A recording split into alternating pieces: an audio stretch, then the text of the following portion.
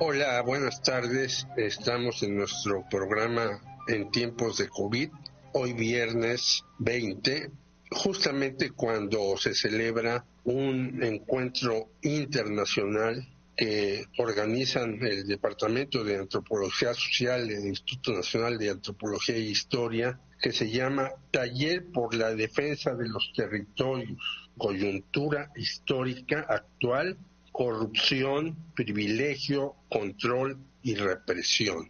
La doctora Eliana Acosta es participante en este encuentro y nos va a platicar por qué se echaron a este encuentro y de qué se trata. Sobre todo, yo digo, ahora que tenemos este asunto presente de las situaciones que están viviendo en Tabasco, Chiapas y Veracruz, especialmente en Tabasco, donde la deforestación, según algunos datos que tenemos, ha sido brutal, porque en 1970, estamos hablando de hace muchos años, solamente había 314.921 hectáreas de bosque, el 12.8% de lo que existía antes.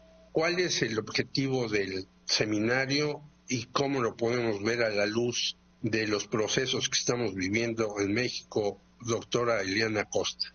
Pues muchas gracias, Jorge. Primero, un agradecimiento, no solo a mi nombre, sino también a nombre de los que formamos e integramos este taller por la defensa de los territorios. Decirte, antes de explicarte sobre este evento internacional, lo que es el taller de manera muy sintética. Nosotros somos un grupo de investigadores que estamos preocupados y convencidos de la necesidad de articularnos no solo con académicos, sino también con organizaciones, con comunidades, con defensores, para entender la realidad actual y sobre todo una dimensión que tiene que ver con los territorios de los pueblos indígenas. Y es a partir de noviembre de 2017 que nos reunimos y hemos tratado diversos temas que tienen que ver con la amenaza de los territorios de los pueblos originarios e indígenas.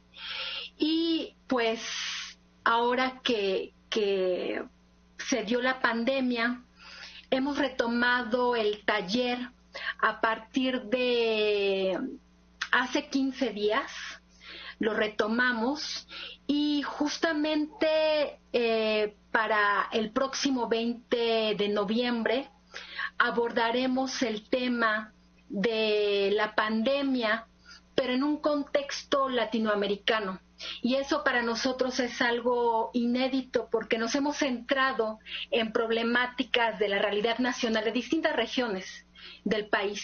Y esta vez, también aprovechando los medios que se ofrecen a partir de estas plataformas que hemos aprendido a usarlas, pues nos vamos a poder conectar con compañeros de Colombia, de Ecuador, Honduras, Brasil y Chile, y nos van a poder compartir lo que está sucediendo en estos países y sobre todo dando cuenta de un aspecto que es fundamental.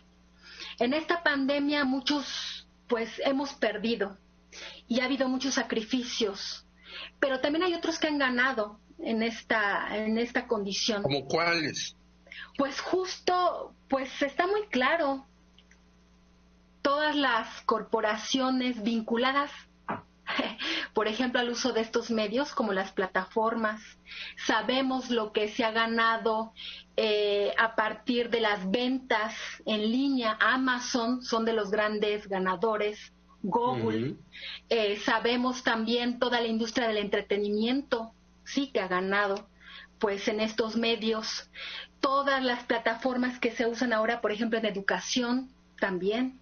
Entonces, desde luego ha habido ganancias, pero también ha habido condiciones que se han utilizado para imponer condiciones que de por sí ya existían.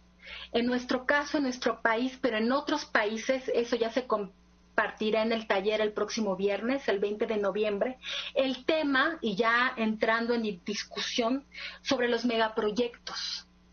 Justo la condición de pandemia en la cual pues tenemos que estar resguardados en casa, que tenemos que cuidarnos y cuidar a los otros, pues ha facilitado la continuidad de los megaproyectos.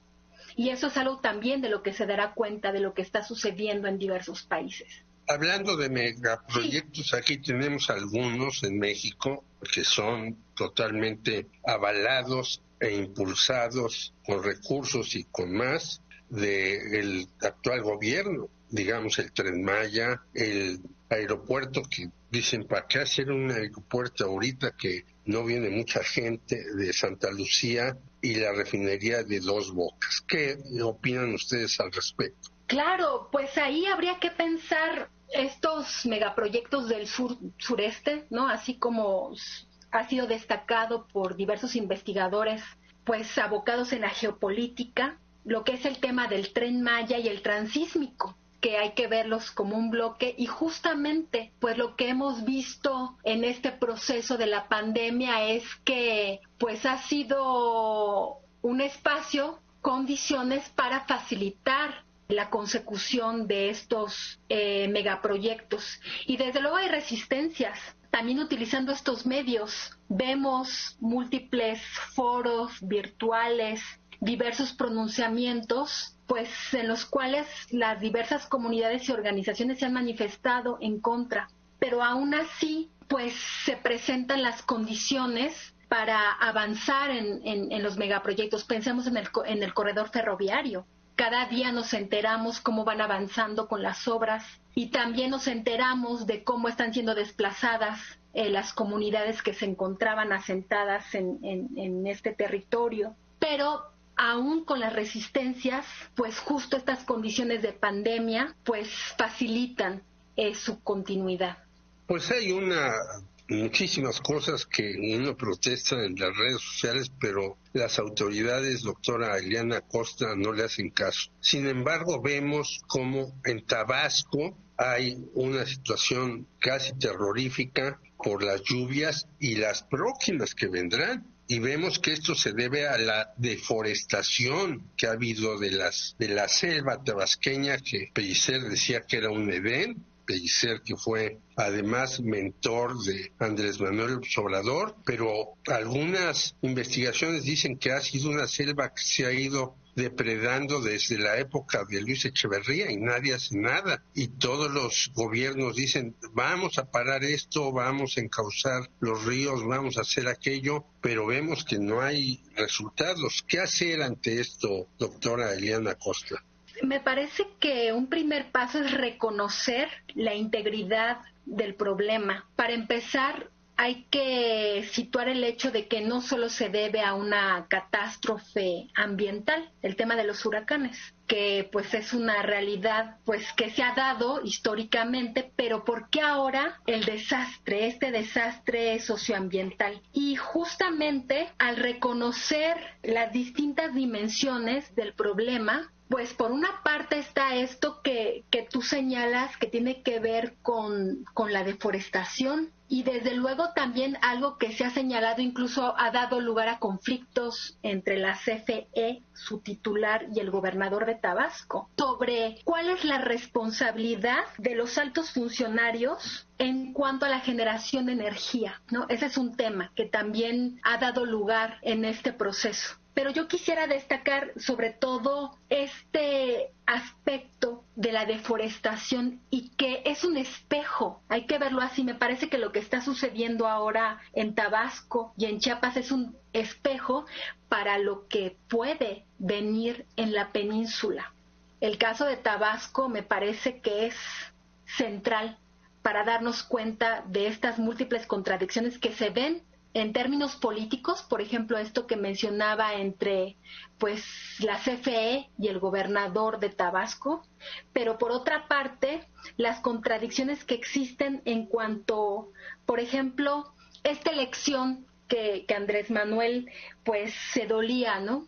Pues estaba muy así se mostraba, ¿no? Que estaba muy preocupado y entristecido porque tuvo que sacrificar a las poblaciones chontales, ¿no? A estas poblaciones indígenas para no seguir inundando a Villahermosa.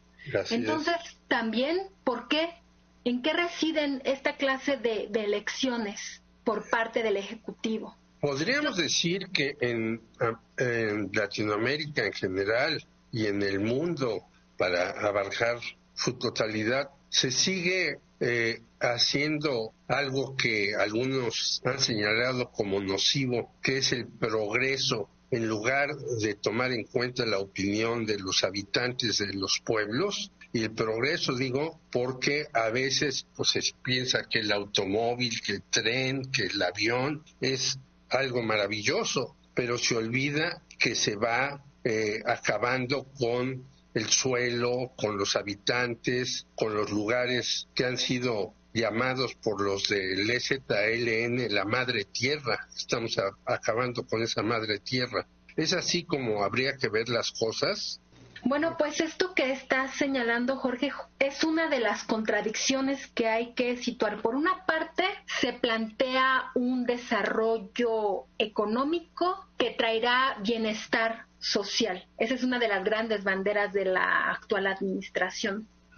Pero ¿cómo se está entendiendo este desarrollo?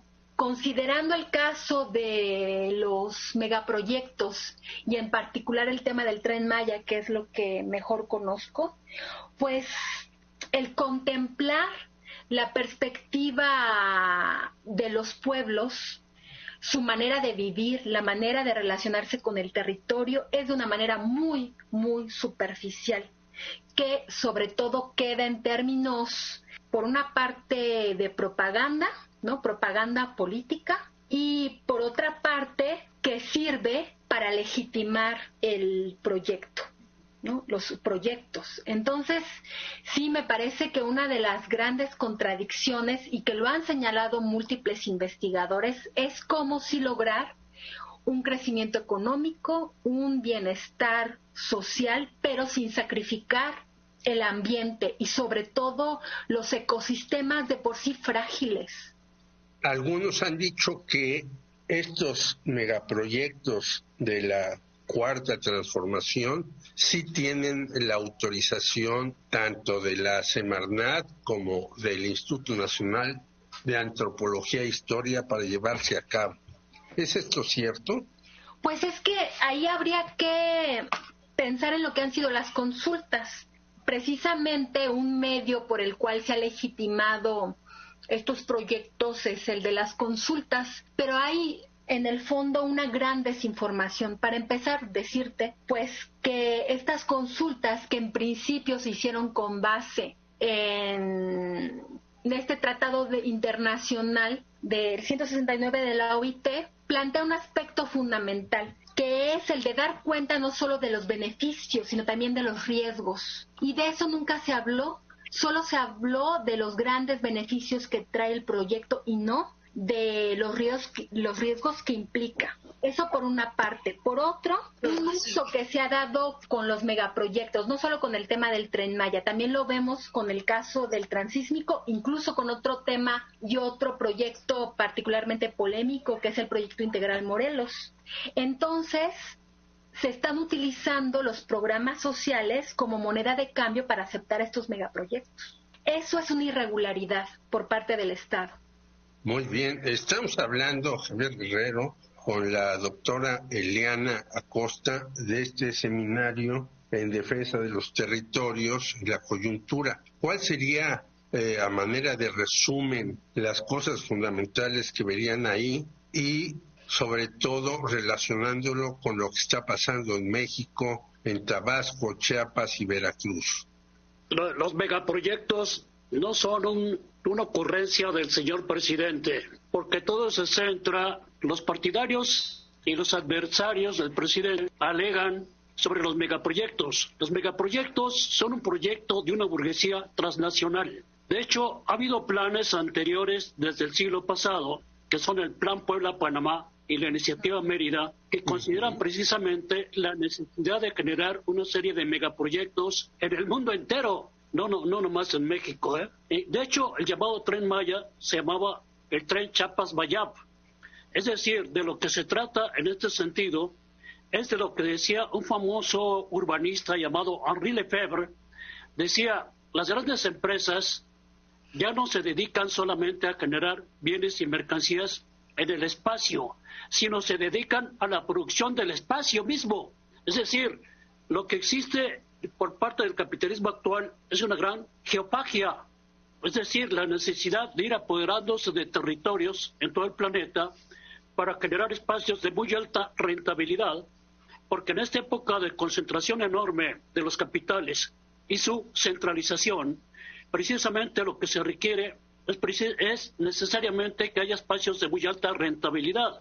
Entonces se han generado en todo el mundo puentes, vías férreas, grandes salas de espectáculos. De hecho, incluso el mismo bosque de Chapultepec es un megaproyecto que, por cierto, le resta muchísimo presupuesto al Instituto Nacional de Antropología e Historia. Y a Radio Educación también. A Radio Educación, por supuesto. Radio Educación, la gente va a salir, que se va a poner en la catedral con unos letreros, la gente de Radio Educación, pidiendo limosna, ¿no? Hay que hacer una acción conjunta al Instituto de Antropología y Radio Educación para pedir que cooperen para, no la calaverita, sino para el sueldo de los personajes que trabajamos ahí. Y de hecho todo el sector cultura lo necesita. Y claro, en este aspecto también el trabajo de la gente que trabaja en este sector es indispensable en relación a los propios megaproyectos, porque efectivamente estas resistencias de las que habla Eliana Acosta son absolutamente indispensables, porque los megaproyectos, sobre todo en este momento, están asociados a una serie de elementos muy nocivos, como es el cambio climático. Por ejemplo, el Tren Maya va a generar muchísimas toneladas anuales de dióxido de carbono. Eso va a ser un envenenamiento. Una conclusión final sobre este seminario. ¿Qué esperas tú? Bueno, esperamos evidentemente el grupo que en Instituto Nacional de Antropología se conformó como Grupo Territorios. Es un grupo muy importante porque precisamente trata no solamente de documentar los procesos, sino de incidir en ellos. Incidir en ellos junto además con las poblaciones afectadas, con los campesinos, con los artesanos, con los trabajadores en general. Y en esto estamos obreros, campesinos, la gente de Radio Educación, la gente del INA, la gente del INVAL, y creo que este es el gran mérito de ese grupo de territorios, y por esto el evento que se va a celebrar el 20 de noviembre tiene una importancia capital en ese sentido, y esperamos que tenga una gran continuidad y abordar otros temas posteriormente, ¿no? Pues estaremos en contacto con ustedes, doctora Eliana Acosta, maestro Javier Guerrero, un abrazo, y veremos en qué conclusiones abordan en este encuentro, que es no solamente la defensa del territorio, sino de todos nosotros, porque sin territorio, pues en el aire no podemos estar en reeducación en el aire, pero solamente momentáneamente. Después tenemos que poner los pies sobre la tierra. Les agradecemos a los dos por esta conversación y saben que Radio Educación es su casa para difundir estas propuestas que en otros espacios, en otras televisoras, radiodifusoras, pues no les importan porque ellos están únicamente por el negocio. Gracias y hasta luego. Sí, muchas gracias. A ustedes. Viva Radio Educación.